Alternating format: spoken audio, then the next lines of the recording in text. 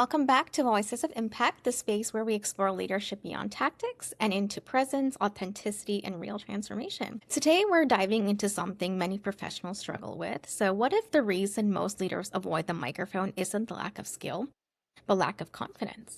Right, so how do you show up boldly in rooms that matter, speak with authority, and inspire others without losing yourself in the process? I'm thrilled to welcome Karli Sherman to the show for an energizing conversation on mastering stage confidence, presence, and influence while embracing your authentic voice. So Karli Sherman is an international speaker, leadership coach, MC, pageant coach, and she's very talented, who empowers professionals, especially women, to step into confidence, communicate powerfully, and lead with presence. So as the founder of Karli Sherman Productions, she delivers high-energy keynotes, leadership workshops, and coaching programs to help individuals and organizations develop stronger communication, deeper human connection, and courageous leadership. So beyond her coaching and speaking work, Karli has spent more than 20 years in pageantry, earning national and international titles, including Miss USA, Miss World Universal, Miss Earth, which is amazing. And she's also an active community leader, mentor, and advocate for adoption. What makes this conversation especially powerful is something we both deeply believe is one of your greatest leadership tools, and presence often matters more than perfection. So in this conversation, we'll explore how professionals can overcome fear of the microphone and step fully into confident leadership presence.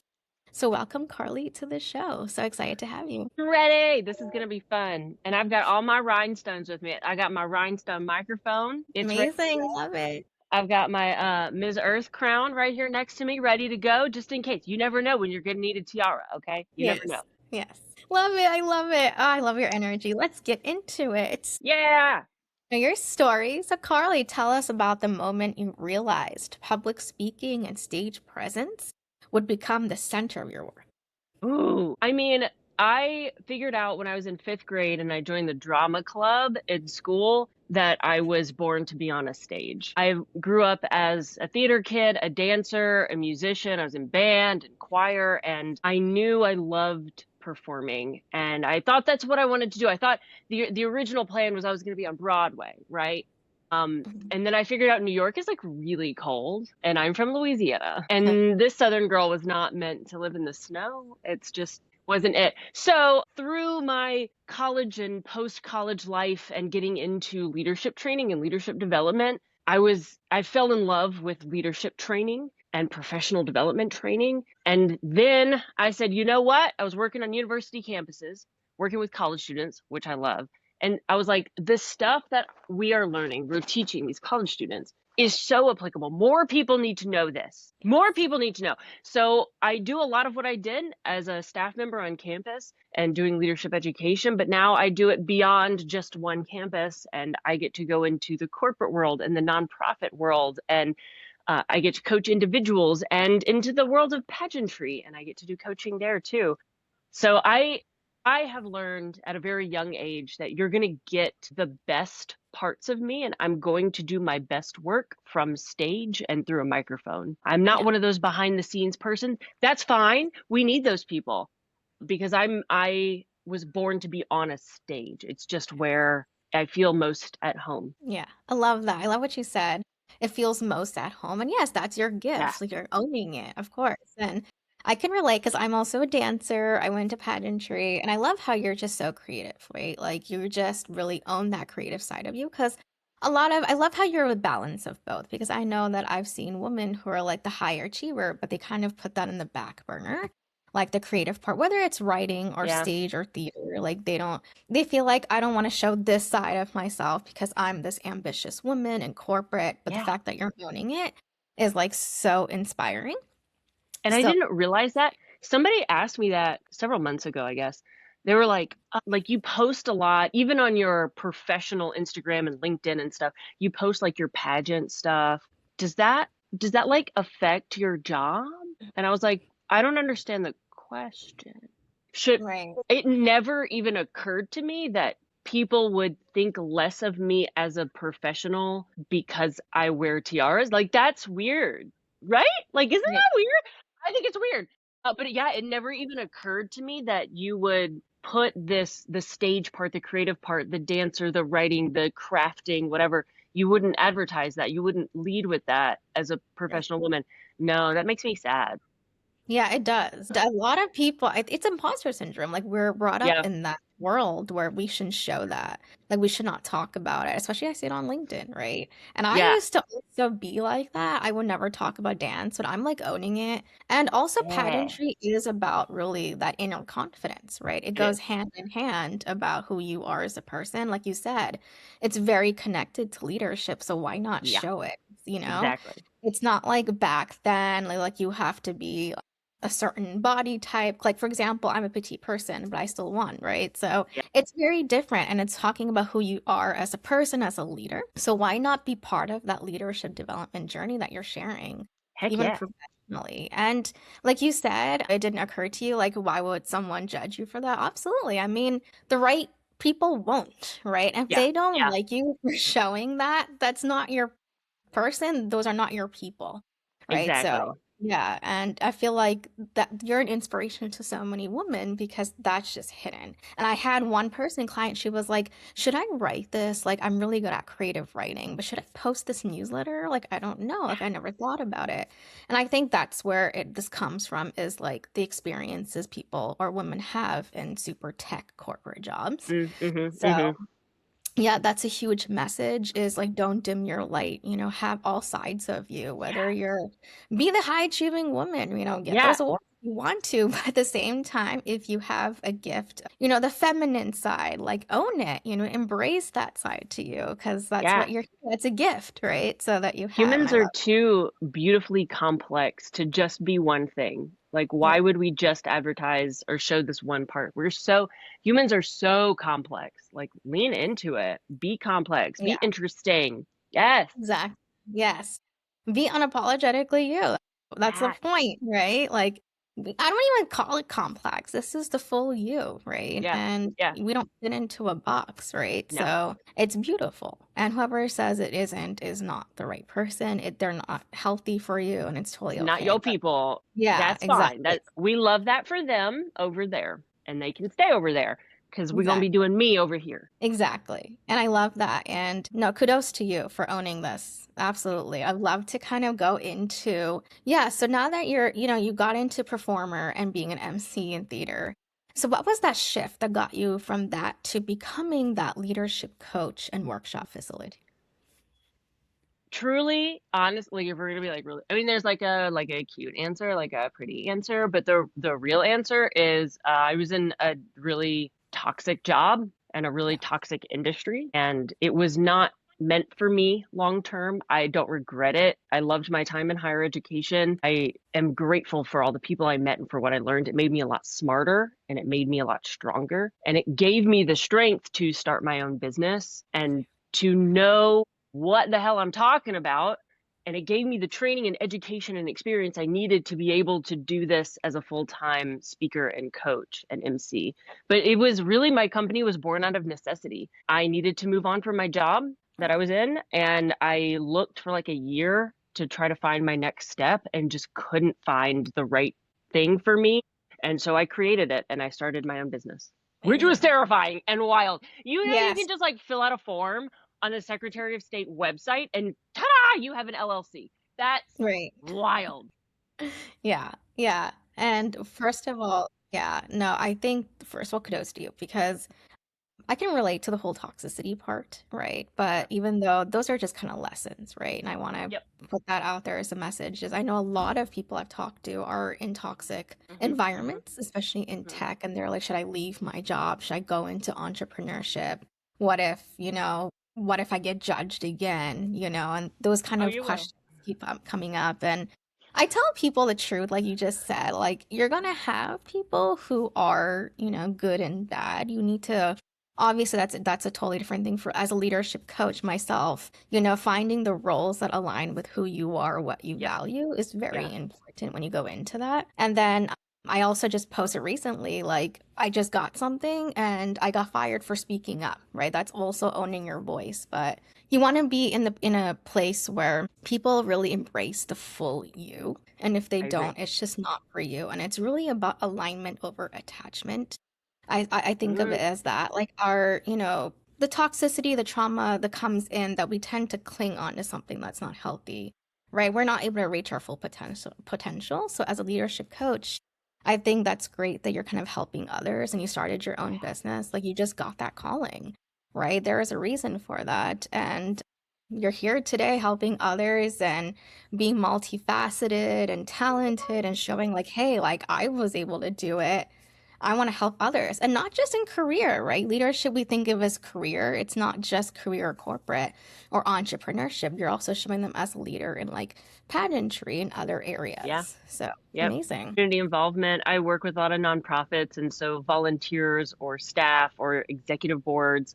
So a lot of like, I'm real big on community involvement and getting involved in your literal community, like your city where you live, your region, but also your interest areas, and like get involved, like join stuff, buy tickets to events, like go invest in the world around you, your spheres of influence, get involved. And like Yes, such absolutely. a believer in my core. That's where your fulfillment in your life is going to come from. That's where connection is going to come from.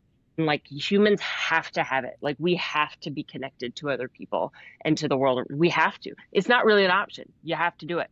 And so like get get in there, dive in to something, someone, somewhere, like Yes, all in. absolutely. I love how you said that because a lot of people, struggle with the concept of collaboration or community. And also, like being, the alpha female, I was struggling with that because we're used to being the strong, independent, especially women, Yeah. right? And we're like, we don't want to Yeah. ask for help. I mean, especially nowadays I on feel LinkedIn, oh, should I reach out? Should I not reach out? But I am a strong believer as well. I've been networking for so many years, even today. It's been so amazing when you find your people. And you yes. need to know, like I said, you need to I love discern it. though. And this comes into speaking of femininity and owning our gifts, right? And that side of the creativity. It's also very important to discern and use your intuition simultaneously. And knowing that collaborating and connecting with people makes not only you feel fulfilled, like you said, but it makes the other person feel seen. You trust each other. The actual for sustainable business or anyone, it's more referrals, partnerships, all of that's doing super Mm-hmm. well. But just talking to more people from different countries, globally, different perspectives, changes your mindset. And that also boosts your confidence, whether you're on stage as a speaker, a lot of things, right? So these are things that are super important that I want to share. It's not just, within your own niche, is like get out of your comfort zone. I've talked to people all over the world, from Africa to Australia to India. Even now, like on my podcast, we're doing someone with in Madrid, Spain, and she's Spanish. And I was like, wow, like I just learned from her. So the more you get to know people, the more you're gonna flourish and thrive. Yes. And you'll realize like maybe not everyone's for you, but the No. ones who are for you, you're gonna feel fulfilled, right? So it's super, super important. So I love how you're so into community and so am I. So amazing. Yes. I like to say I'm not everybody's cup of tea, but Exactly. that's mostly because I'm champagne. Yeah. I love this. I love this. Fine. Like I call myself Gucci, like, go for it. Yes. Of course. We're not trying to we're trying to be humble here, but at the same time, it's okay to call yourself Gucci because, we deserve it. We've been there. Yeah. And, we've been through that journey and we know we turn pain into power, right? So that's what this is all about. And we're sharing that wisdom for the next generation. So, Heck yeah. Yeah. And amazing. nothing wrong with advertising how awesome you are. I actually talked Exactly. to, I don't know if this was part of the planned conversation, but since you brought up humility, it's something that I talk with a lot of my pageant coaching clients about. Because in pageantry, the whole point is that you are putting yourself on display. You're showing all the best parts of you all at once. So, sure, is it your best hair and your best makeup and your best outfits? Sure, but it's also your best mindset, your best relationship building skills, your best communication skills. It's all the best parts of you at once. And so in preparing for stuff like interview and on stage question, I have to get it's wild to pull facts. It's just facts out of women who have been trained by society to become smaller. And we call it humility. We call it, oh, I'm being humble. I don't want to toot my own horn. I'm being humble. And being humble is lauded and it's praised. Don't talk about yourself. Don't talk about how awesome you Yeah. are. That's conceited. No, no, no, no, no, no, no. Yeah. Have done these things, right? Like I can Right. say that I have won 2 national titles and 2 international titles. I'm not bragging. That's just facts. The Yeah. same as that saying I wear a size 11 shoe. It's just a fact. Saying that I am a talented public speaker. Just a fact. It's just a Right. fact. I'm not being braggadocious, and it's not conceited of me to say that as a fact. It's just a fact. And I'm going to need us to just accept these great things about us and the wonderful things that we've done as facts, just like our shoe size or our height, right? And it's so weird. We're comfortable saying I'm 5'11, but we're not comfortable saying I'm a talented public speaker. Yeah. Yeah. Interesting.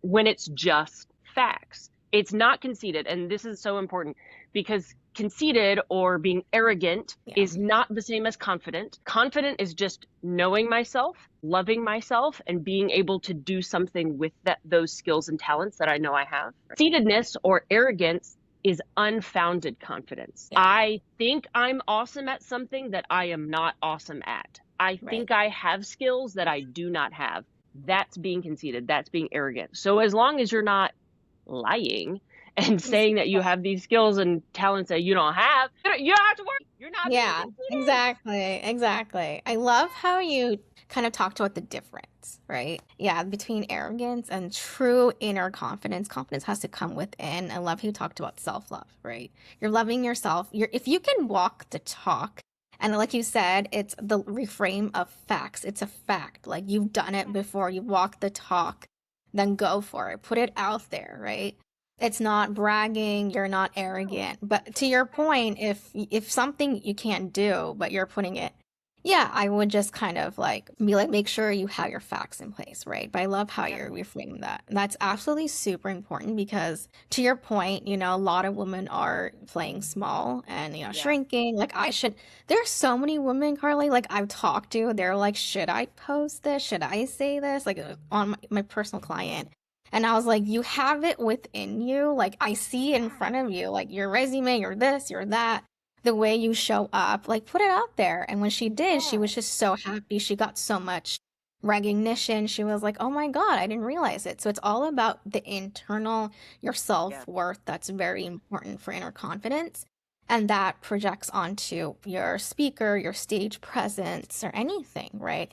Especially in Yeah. entrepreneurship or if you're applying for jobs in corporate. And especially as a career and a leadership coach myself, I tell this all the time. Like, your resume is really nice, but as soon as you get on the interview call for 30 minutes, whether that's a recruiter, hire manager, it's all about the presence. And some people are like, really? Like, I don't know. And the presence is just off, right? Because you don't have the inner confidence in who you are, what you bring to the table, and your unique value. So, just kind of putting it out there, you want to really own that first. Make sure that Yeah. you love yourself, you embrace all parts of yourself. Feminine, masculine, good, bad. Like, if there's no bad. If someone says it's bad, it's not. They're just putting it onto you, but nothing Mm-hmm. bad about anyone, right? So, absolutely, I love this. So, going into public speaking, stage presence. Yeah. So, I love talking about how you did theater. I also tried doing theater. I was a shy person, so this was back in high school, but I think we all struggle with stage presence, especially like in person. So, what are 3 immediate physical adjustments someone can make on stage to look more confident? Well, I love that. Okay, first things, I love this one. People are like, what do I do with my hands? Like very Ricky Bobby style. Like I literally don't know what to do with my hands. And people do weird things with their hands on stage. It's one of the places in our bodies where a lot of people carry tension, which means our hands end up doing weird things. Yeah. And so that's one of the things. Let's talk about what you can do with your hands. Okay. If you're on stage, you're speaking, you're not speaking. You're just standing there. Maybe you're waiting to speak, whatever. I love to think about the box. The box is I'm going to lower my screen so you can see. Your box is from your shoulders to your hips.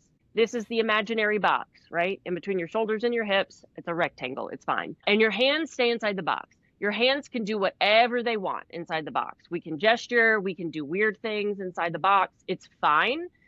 Because humans move when we talk, so we want gesturing. That's natural and it's normal. We just need to keep it inside the box, right? So if I move my arms out to the side, this is weird. Why am I doing this?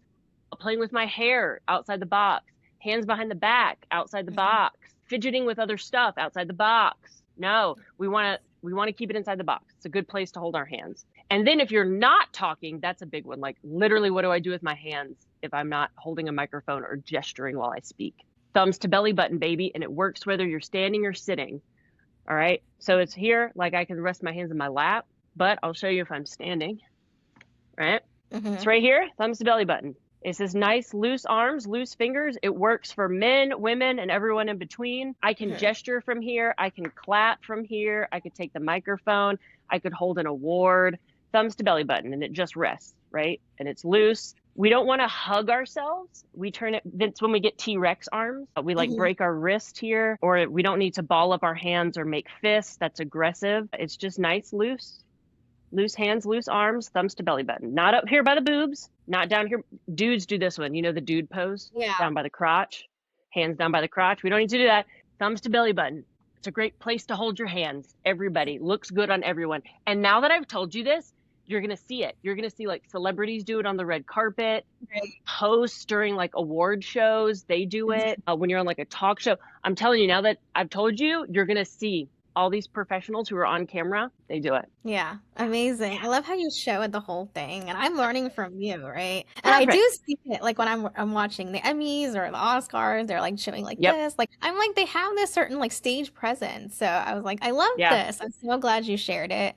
And I do agree with the box because, I think a lot of us, we put our hands or we touch our hair all the time, especially women. So I love how you kind of talked about that. Amazing. Yeah. So and I love how I love your presence and how confident, and bold. So I love this. I think a lot of people are gonna learn from this episode. Man, we gotta take up space. We gotta be bigger. That's my other thing is you can't. I have a whole series on TikTok of like tips for posing in pictures from a pageant queen. And of course, that's the stuff that goes viral. It's not like my leadership lessons. No, of course not.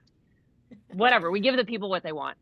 So I talk about like posing and stuff that I've learned through pageantry of just how to hold your body and how to pose in the world of pageantry. And if that can help people outside the world of pageantry, then let's do it. And the biggest thing I notice in helping people pose in pictures, because we all take pictures all the time, so we should probably know how to do it better, is everyone tries to make themselves smaller and like squat down or like bent knees and like hunched shoulders. I'm like, you are the size that you are. Your body takes up the volume of space that it takes up. You can't squeeze yourself and make yourself go from a size 12 to a size 2. That's not how that works. So you are the size that you are, and we can all see you. So everyone who has working eyes can see you and your body and the way that it exists right now. So just stand there and take up your whole space. It's one of my favorite things to do because people don't expect it. I'm 5'11", like I said, and I am a size 10 and I wear a size 11 shoe. Like I have big hair and a big personality. There's nothing small about me. And so I love when we're taking pictures and I walk into the front, I stand front and center. And it's always like a ha-ha because people are always like, call people to the back. I hate it. I don't want to be in the back. I want to be in the front. Leave me alone. So I walk to the front and I just stand there and I make myself like as big as possible. And I'm just like, yes. And everyone's like, ha. And then usually I just like either squat down or like kneel in the front. And I'm like, yeah. And everybody's like up here behind me. And I'm like, yeah. In the front. You're welcome. Yeah. I love this. Oh my God. Yes. And with pictures, that's a huge different thing. Girl, we could do a whole podcast on that. Yeah, that's a whole different thing. I'm still learning how to take poses. I think a lot of people would like, we should do another one on that. So I love this. Oh it'll probably come up as one of your top rated ones. I'm telling you, they're like, people freaking love it. Because we all look so sad and bad in pictures.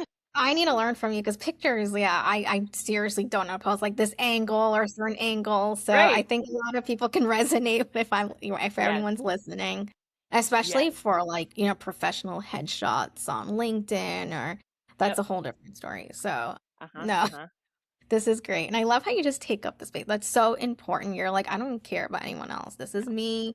And like don't play small, don't shrink yourself, right? So important. And we don't talk look about smaller, you just look frumpy. Yeah, we don't talk about these things often, and that's why I love having this conversation with you and you're so bold about it and like inspiring others because we were just like, hey, let's just kind of stay in the back, write something like on like whether you're an entrepreneur or corporate, like let's just stay in the back and not say much.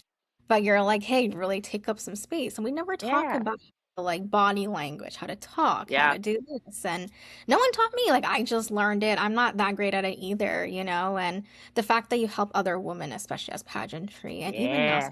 leadership is so important.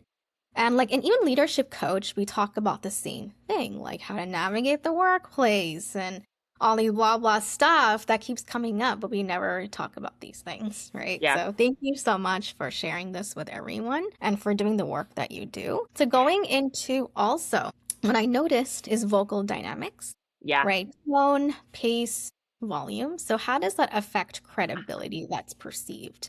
And how do you Oh, coach those elements? So even if it's pageantry or even if it's like corporate or entrepreneurs, anyone. so my number one lesson, if I can teach the world one thing, when it comes to vocal dynamics, is that pitch and volume are not connected. And specifically, we do not need to raise our pitch when we raise our volume. And a lot of people do. And by a lot, I mean most, I mean almost all. And particularly women. And it's just because most of us, our voices already sit higher. But we know through research, blame psychology. I didn't invent this. Psychology has taught us that people find mid-toned and low-toned voices more trustworthy and more Mhm. credible. So, for people who have longer or thicker vocal cords, they resonate because all sound is vibrations, right? And so when something vibrates, it produces sound waves. If you think of something like a guitar, a violin, a piano, stringed instruments, the longer and thicker the string is, the lower the sound it produces. So when your vocal cords function the same way. So I told you I'm a large person. I have longer and larger vocal cords, so my voice sits lower. So I am fine, but not everyone's vocal cords are like mine. A lot of them are thinner or and so that produces a higher or thinner sound, which is fine. You just need to know and be aware that when Right. you make yourself louder, a lot of times what happens is we try to get everyone's attention and our pitch goes up. Excuse me, Okay. here. And not only does this make us lose credibility, but it sounds awful. Yeah. It sounds awful. And it's like, ugh. And then you do it into a microphone, and I Oh want to yeah. light the room on fire. It sounds so bad. When to increase your volume, that's air. That's the air that's moving through your vocal cords. So all you need to do is take a deep, full breath, like not these little catch breaths that are in your throat, but like a deep, full breath in your chest, and you push air through your vocal cords. That's how you make yourself louder. And so you can keep your same pitch and just push more air through, and that will help your credibility a lot. Think of it as we do hear women do this a lot. We call it mom voice or teacher voice, when you're Right. like, no, stop that. Ah, Yeah. put that down. It's that, right? Right. Mom voice, you're keeping that normal tone pitch, your normal pitch. You're not increasing your pitch, you're just pushing more air to give more Right. volume.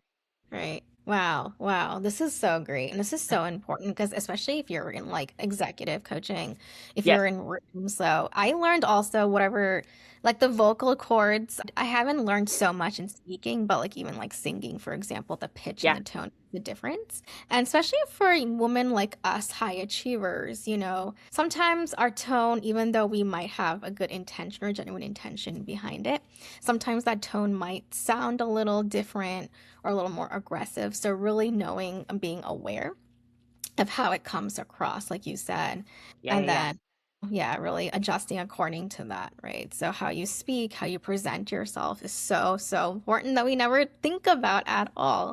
So I love Yeah. how you shared that. And this is so Vocal real. dynamics play a huge part in confidence, appearing confident, even if you don't feel confident, which I didn't know till I was in my 30s. You can do things that are confident, like confident actions, without feeling confident. You can be screaming on the inside and do something that's confident. Wild. Why? I didn't know that. I didn't know you could do that. You can. You can. And one of them is not pitching your voice up here. You don't have to do that. Don't do that. Makes you seem unconfident. Oh, another vocal dynamic that is super confident is pausing. I call Oh it the yeah. power of the pause, baby.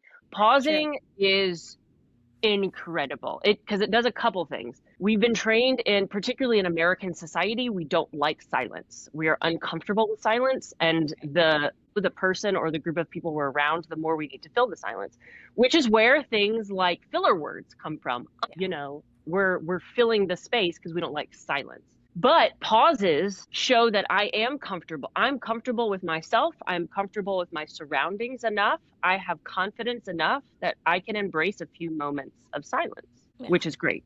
Number two, it also gives your brain time to think about what you're going to say next, so you don't have to like ramble. Number three, it gives the listener's brain time to process what you just said. Four, you can use it for emphasis and impact, which is incredible, right? So if I'm talking and I'm just kind of saying everything at the same pace and I'm not really changing my pace and you kind of stop listening to what I say and I'm just going on, it sounds like one long run-on sentence and then I pause. Oh, baby, watch everybody in the room who's kind of checked out and they're taking their notes and looking down. Every single head will look up at you if you pause.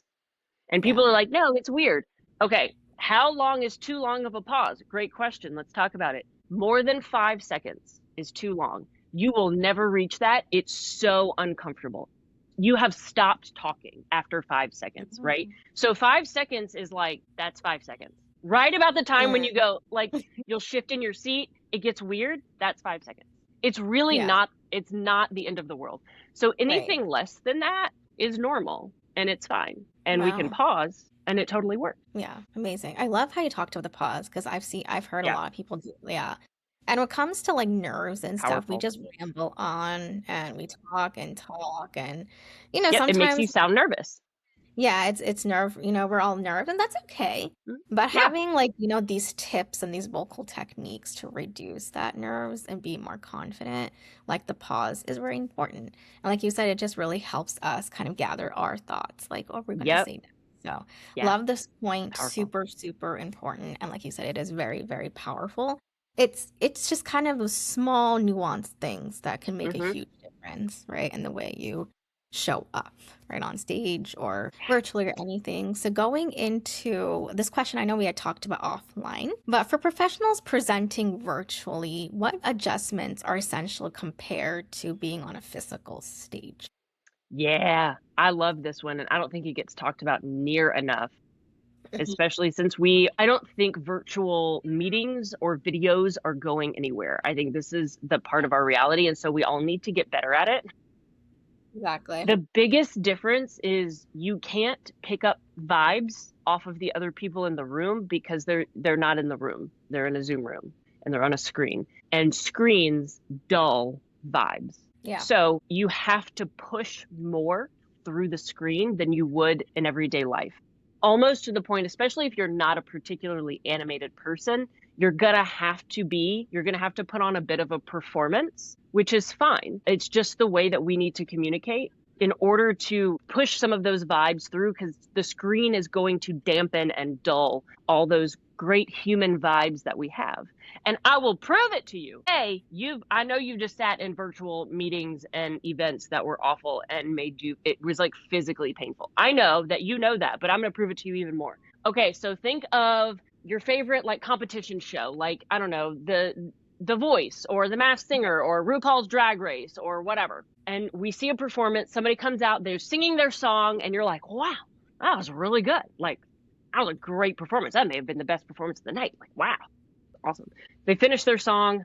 The camera pans to the judges and the audience. They're crying. They're like falling on the floor. They're like crawling over seats. They're losing their freaking minds. Okay. And you're like, I mean, it was good, but I don't know. The judges are like, my soul has been moved by that performance, right? And I'm like, it was a good song, but I don't know that my soul is moved, right? That's because you watched it through a screen. And I bet you if you would have been in the room like the judges in the audience, you would have been weeping and had your soul moved too. But you didn't because screens dull vibes. Yeah. And you didn't catch the vibe in the room, right? We see it all the time through TV. You have to push more. Okay, so what does that look like practically? What can I do? One of the things we can do, like we said earlier, humans talk with our hands. So bringing your hands actually up into the screen, which I will say this, it means they may come outside the box, that magical shoulder to hip box, depending on how you're framed in your screen. You may have to bring them up outside the box. That's fine. But using our hands in the screen is very helpful to make us not just a floating head. Usually, you're also a lot of times alone. And so you're going to be speaking softer and just with less energy than you would need to. And I say, no, do more. Speak a little louder. Lean into the camera, lean back from the camera, move side to side as you're talking, gesturing, making yourself a little louder, making yourself give a little more emphasis. This is, unfortunately, we're not on the phone. We're not like just hearing your voice. We are seeing you. So that is a component of the communication. And we have to make up for the fact that we are not sharing a room together. Exactly. Like we're not physically sharing vibes. And so you're going to have to push a little more energy or a lot more, depending on how naturally energetic and expressive you are. But I think there is almost no such thing as being too expressive or too extra on screen. Like it's almost impossible. I've tried to make it weird and it's almost impossible. It takes that much extra energy, you know? Yeah, absolutely. Everything that you're saying just makes so much sense because, like I watch The Voice all the time and I was just watching something like yesterday and everyone was like, oh my God, that's such a soulful performance. And same thing, like you said, I was like, I did not feel that way. Like, what's going on? Yeah, and I was like, I didn't understand. So I was like, maybe I don't know it. And then I'm realizing what you just said is so true. Because I think there's a screen, there's a TV in front of me. When you're there, it completely gives you a different vibe. And a different feeling. And same thing with relationships. I've been doing, sometimes it's virtual, long distance. And my partner was like, hey, Vina, I just express better in person. I think it's different for men especially. And they're like, it's just different, like virtual, you don't feel it as much, right? What I'm like thinking or feeling. And it just didn't like stick to me right at the time. But now it's like, okay, so you have to put extra effort. And that's a really good thing. Like I said, that could be another episode on how to really show up virtually versus in person. So these are so important because nowadays, even for job searching or anything, I think entrepreneurs, we can go in person for like on stage speaking, but nowadays like things are remote and they're like, we have to do interviews through Zoom or, all this thing. And like, how do I show my energy? How do they pick up on that vibe? Like that I'm really intentional and genuine and I really am passionate, like this is like who I am. I don't want to perform and be someone I'm not. So these are some really good tips that you shared. So very important, super, super powerful to everyone who's listening, right? I love that you just said, I don't want to be someone I'm not. Ooh, okay. I am never going to ever tell someone to be someone they're not. What I will tell you is develop more skills that you can put in your toolbox. That's all I'm asking you to do. So when I ask you to bring your hands up into the frame and gesture, you're like, I don't normally gesture with my hands up here. That's fine. I'm not asking you to be a person who gestures. I'm asking you to develop the skill of using your hands virtually so that you can be received more confidently and more clearly, right? Like, I'm not ever going to ask someone to change who they are. I am going to ask you to develop skills that you can use in different situations to benefit you. Right? That's the difference. And some people are like, that's just not who I am. Well, maybe develop yourself, develop a little more, and then it will become part of who you are. It's just one of the skills that you have as part of who you are. Exactly. It's having that growth mindset because they're like, it's not me, like you said. And I was just like, these are skills, right? Yeah. And you can learn these skills, like having that fixed mindset, like I'm just going to fail. I'm not a good speaker. Let me just not put myself out there and be visible. Well, I was an introvert. I didn't know anything about networking or speaking. I didn't learn from anyone, but I had to learn on my own. I learned these skills. I hired a coach. I learned online, YouTube, all of that stuff. And now here I am today. Like I'm a global speaker, host a podcast. So you have to take the time to like learn all these things, right? And they are skills. But then exactly. That soft skills are super, super important. And you know how much people underestimate this? Because they're like, we know all the paper skills, right? The professional and all that. I know how to work on my strategy and, especially entrepreneurs on my sales, but no one talks about the soft skills that's needed or how you to have to have them. the body language, like people just like, oh, that's not important. Well, it is really important. And It's everyone super notices important. every small thing, right? So especially for those who want to get promotions and in the Yep. corporate world, this is the first thing they're going to see is like how do you show up and how confidently are you internally and externally, right? It's not just about how you look because people like women focus on like I need to do my hair, my makeup and stuff, but it's really like your presence, right? Your Yep. authentic Yep. presence, the fact that like you're being genuine, right? And you're owning yourself, right? And this is another question that I have. So, what advice do you give women who worry about stepping into visibility, but will attract criticism or jeopardize relationships at work? Yeah, I think it's one of the I got asked a question the other day by a guy who was like, he's like, I love that you do work with women and I have daughters, like what's one thing I can like tell my daughters to help, right? And I was like, it's the same thing that I talk about at pageants and I talk about with all professional women. And I don't know, just women in general. You will always be too much and not enough of something for someone somewhere. Yeah. Always.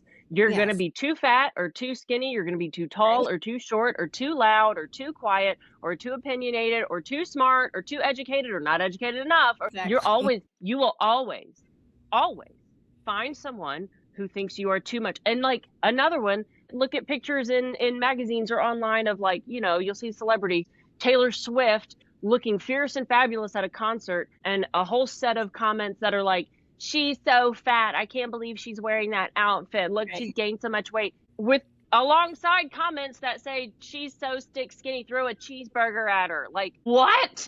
Like you will always be too much and not enough of something. So just figure out you and what is right for you and the right amount for you and then do that because you're going to and usually it's you activate an insecurity in someone else is what I've noticed, right? The Right. more I've embraced myself over, especially probably the last decade through my 30s, I just turned 40 and I'm freaking pumped about it. And I'm like embracing kind of the pageant look in my everyday life. And I have been probably for the last 6, 7 years. And so that's extra. I'm extra. I'm like full glam all the time. I don't think it's full glam. It's just how I do my makeup on a daily basis. I love Okay. it. But other people are like, why you doing the most? Why you gotta be, oh, is this like a mask? Are you uncomfortable with yourself? You have to cover it up with makeup. No, babes. I like when my outside matches my inside. And this Right. is the way I feel and I know myself to be. And so I want more glitter and more rhinestones and bigger hair and bolder makeup because that's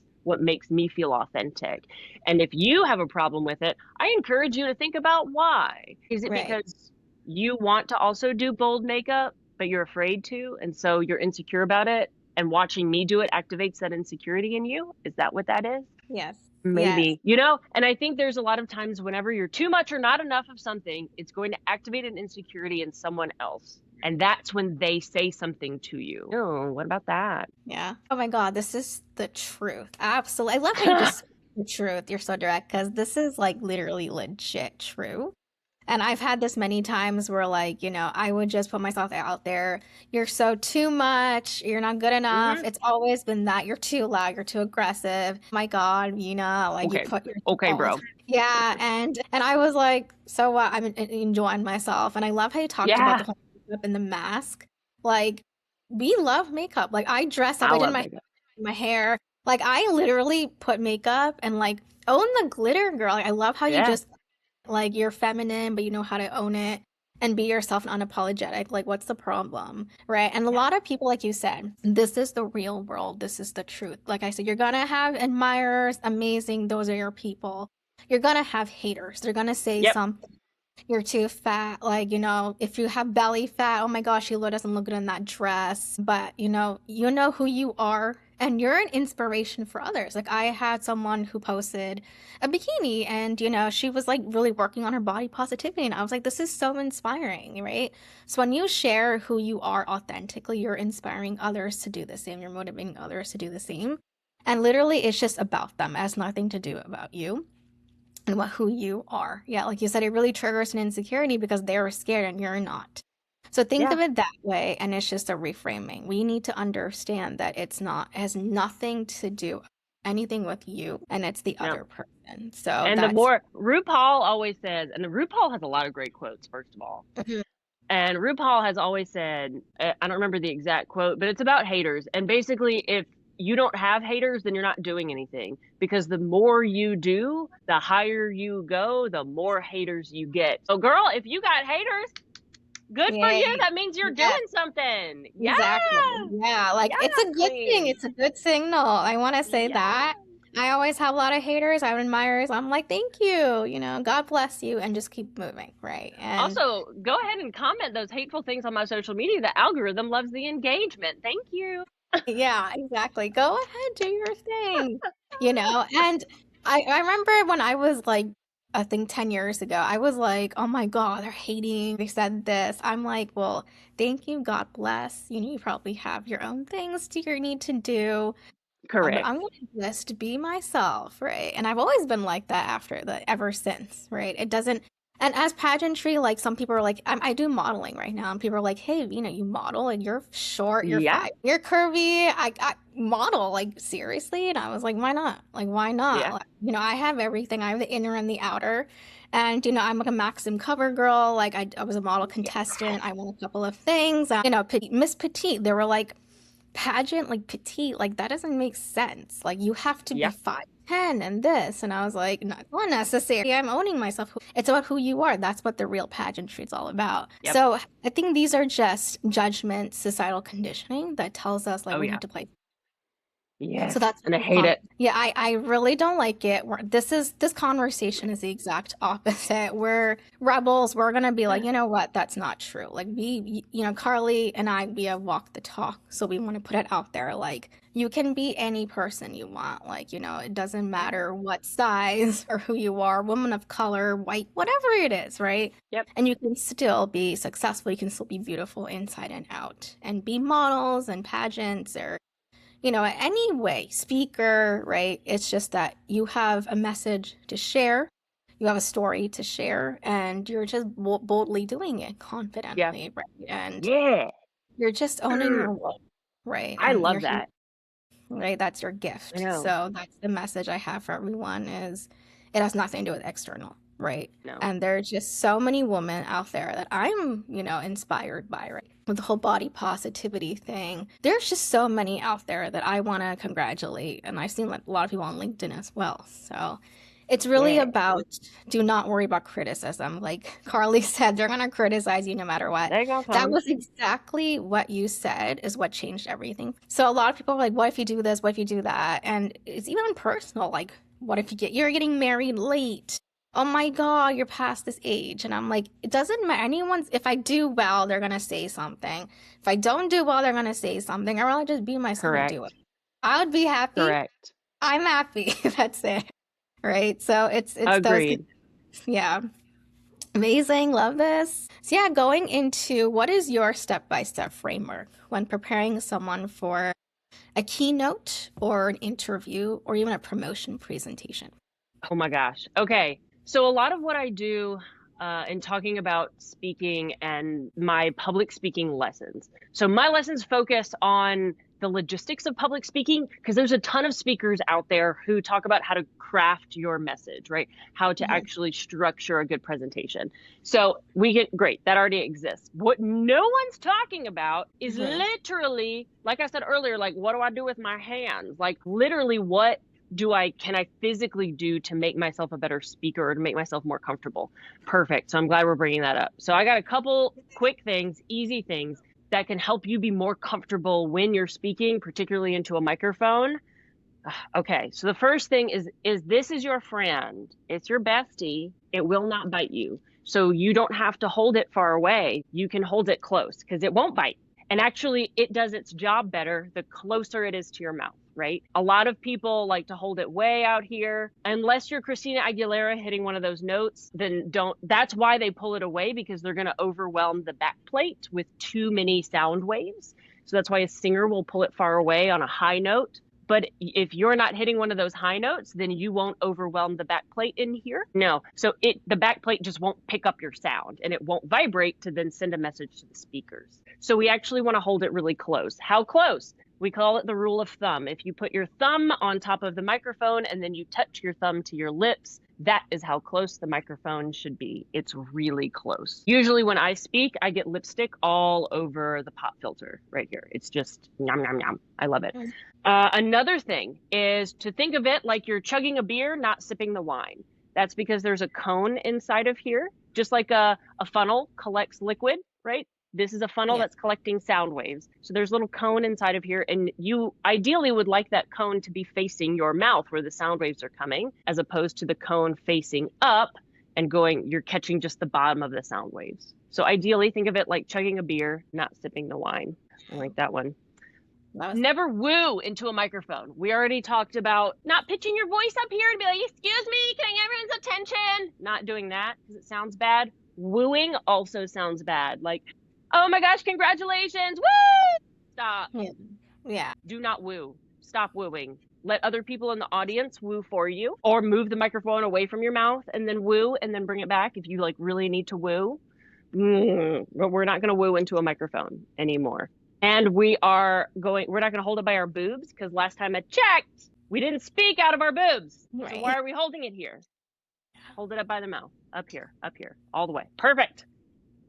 Yeah. And then the number one rule of microphones,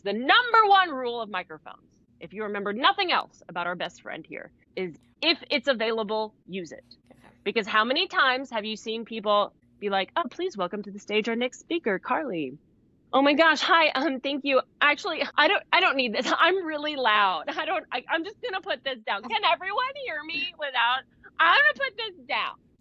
No, we're not gonna do that. You just broke the number one rule, which was use it.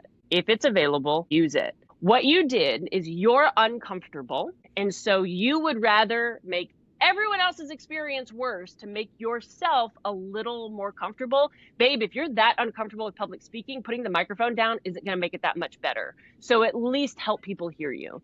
Because here's what microphones do. They amplify our sound. They make us louder. Yeah. We know that. They clarify our sound. So they actually only amplify the sound waves closest to it. So it won't amplify other sounds like a pen clicking, the air conditioner kicking on, the door closing, right? Where our ears can't really discern the difference, but the microphone can help clarify which sound needs to be amplified. It also makes our sound more consistent. So no matter how close or far a person is sitting from you, they get the same amount of sound. And it's a practice in inclusivity. So when you say, can everyone hear me without this? What you're really saying is, can everyone with a hearing difficulty or diagnosis self-identify in front of the group?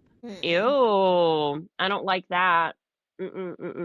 So instead of singling those people out, we're going to include them by just using the microphone. And then everyone can use their mental energy. They're not using their mental energy to discern the words. They're using their mental energy to receive your message. Absolutely. Oh, wow. This is so amazing. I did not know a lot of things about the microphone, even though I've used it a couple of times. So I love how you shared so in detail on how to use it. And I do agree with like some people saying, I don't really need it, but we might be comfortable. But people, if you're in a big stage, especially, it's really important because I know I've been on I used to watch people on stages and when they didn't have a microphone, I'd be like, I can't hear you. Like it just I just lost the attention, and then it would just squeak and make some noises. So really knowing when to turn on, when not to turn it on, or how to use it. Mm-hmm. Even singing competitions like The Voice, they were keep closer and then we can't hear the clarity. So these are so important, Yep. Don't press the buttons. Don't ever press buttons. Don't press the buttons. Usually when that happens, when there's multiple microphones and someone starts to speak and they can't hear themselves, they immediately go to press buttons, stop. Usually there's a sound engineer if there's multiple microphones and they have muted your mic on the soundboard. There is nothing you can do on the device itself. And if you start pressing buttons, you're either going to turn it off, which is not what we want, or you're going to change the channel that it's on. So a lot of microphones are like walkie-talkies where you can go to different channels, different frequencies. Some have that feature, some don't. This one doesn't. This just has an off and on button right there. But you can mess the whole thing up. Yeah. And then we lose functionality of the mic because you started pressing buttons. Don't check to make sure it's on, which for something like this, when it has a button and a screen, it'll light up. or if there's a little toggle button just to make sure it's on, but otherwise stop pressing buttons. You're ruining things. Right. Absolutely. Yeah, learning how to use it, how to navigate, even before you get on stage is very important. So I love how you Yeah. just coach Yeah. a lot of women on stage on how to do this. So it brings out the confident you and the best you, Yeah. right, on stage. So Exactly. amazing. Amazing. This is just so fun. Such a great conversation. So yeah, what's next for you, Karli? Any programs, workshops, pageantry? What's next for you that you're launching? Oh my gosh. Yes. So I pageants are always a big part of what I do. And I always encourage anyone, and listen, there's pageants for men too. So for all of our guys listening, don't think I'm writing you off when we talk about pageants. There are lots of pageants that have male divisions. So you can Oh, compete too. But yeah, I'm always doing stuff with pageants. I love coaching. And my coaching is super developmental. And so if it's something you've ever thought about trying, you wanted to try, there is no age limit, unlike other competitive sports where you had to start when you were 4 years old in order to be able to do it. Pageantry is not like that. So I have a coaching client who started coaching, she started pageantry at 60, right? I've got one who's going to an international pageant. She won a national title at 65 and is going oh to an my God. international pageant, right? So you're never too old, you're never too young, you're never too anything. You're not too short or too large or too tattooed. You can be a part of it. And I'd love to help you in that process. I Amazing. also am doing some coaching. I'm really narrowing my coaching into interview prep and confidence skills prep. A lot of some of the really practical stuff that we've talked about here is in the confidence coaching, and then designing a plan for how to develop your personal confidence. And then interview prep actually has a lot to do with how I coach pageant interviews too. They're very closely related. But if you plan to be interviewed for a job, for an award, for a promotion, you're on a panel, you're on a podcast, let's do some interview training, because it makes a difference when you come in prepared and you have a strategy behind your interview. Yes, absolutely. So excited. So happy for you. Congrats. And I did Yeah. not know there's pageantry for men. Yeah, we're learning. Yo, if you're Yeah. listening to the episode, connect with Karli. She's absolute a queen. She's amazing. I'm already learning so much from her. And you'll go places. So I would love for you guys to connect with her and get your confidence back. Yes. Especially with interviews. I know this is a huge thing with interviews. You can get that one dream offer in an interview just by nailing your presence, right? It's really Yep. it's simple, but at the same time, nowadays people struggle with that. But you have to have the skills, and that's what Karli's for, to really own that and bring your best self and that energy, right? That it's also about how you're energetically presenting yourself, right? So those are Absolutely. super important. So awesome. And let's go into the rapid fire round. Fun questions. So fun. Okay, so morning or evening, when are you the most creative? Evening. Easy. I don't do mornings. Ew. Yeah. Look at us now. I'm an evening person too, so I Yeah. can totally feel the energy here. And introvert or extrovert, what do you identify as first, and how does that show up on stage? I am an introvert, and people think I'm lying. I'm not. I'm an introvert because it's about where you get your energy from, and Yeah. it's about how you process stimuli. So I am 100% an introvert. Yes. I was introvert, I'm an ambivert, but we're owning it. I mean, I think it really depends because a Yeah. lot of people put like labels, introvert, extrovert. It's really not labels. Like own who you are, No. even if you're introverted, you can be extrovert in certain contexts and certain like situations. So, and some Yep. extroverts don't do well in other areas that we do. So, just Yep. work with your strength. It's actually a strength. And look at Karli Hmm. over here, right? So she's owning it. So which is amazing. I love this. Yeah. One of my So favorite books talking about introversion and extroversion is called Quiet by Susan Cain. It's been around for a while, and I cannot recommend it enough. It validates introverts and it helps educate extroverts. Actually, I think extroverts need to read it more than anyone else. yes, Quiet by Susan Cain. yes. I was actually, that was the next questions. A book or a mentor is amazing. Ooh, I do agree with the whole extroverts because I've talked to extroverts and they just can't like pause or like sit quietly with their thoughts. And actually, as introverts, that is our superpower. It's it actually a is. nice thing. You want to take advantage of that and know that it's gonna really take you far in life. So to all the listeners who are looking to boost their confidence. And if you weren't a speaker or pageantry coach or leadership coach, what would you be doing instead? Oh, I'd be on Broadway, obviously, darling. Or I have had other careers before this. I was in higher education for a decade, and then I did a stint in hospitality. That was fun and not good for me. Did not mean to, no, thought I wanted to be in hospitality. Then I worked at Disney World, which was really great. Working for the Walt Disney Company is illuminating and a great opportunity. And it taught me did not want to go into hospitality. Yeah. But yeah, Yeah. I would love to be a performer, like a professional actor. I think that would be great. That'd be amazing. I would love to have you perform on Broadway and I'll be watching you like, hey, Karli, Yeah. rooting you. That'd be amazing. I really wish that we could make that dream come true though. But I love what you're doing. This is so you, right? Being a coach. Yeah. But yeah, absolutely. And the Disney World, well, my dream job was an analyst for the Disney company. So a lot of Nice. similarities. So yeah, amazing, amazing. So this was such an amazing, vibrant, inspiring conversation, Karli. So I appreciate about you and your perspective is a reminder that leadership isn't about perfection. It's about showing No. up authentically, speaking your truth, and influencing others with presence and confidence. For everyone listening, if this conversation resonated with you, I encourage you to start noticing where you're holding back your voice and Ooh. experiment with showing up more boldly. And if you feel called to step into leadership from a place of authenticity and impact, I'm opening doors to Sovereign Rise, a global collective for entrepreneurs, leaders, and changemakers who are building from a soul led place. Whether as a community builder, founding member, partner, or collaborator, this is a space to co create meaningful impact and elevate others while staying aligned with your true voice. So thank you so much, Karli, for your time and for your beautiful presence. Keep being so you. Like, I just love this. And until next time, keep speaking boldly, leading authentically, and embracing the power of your presence.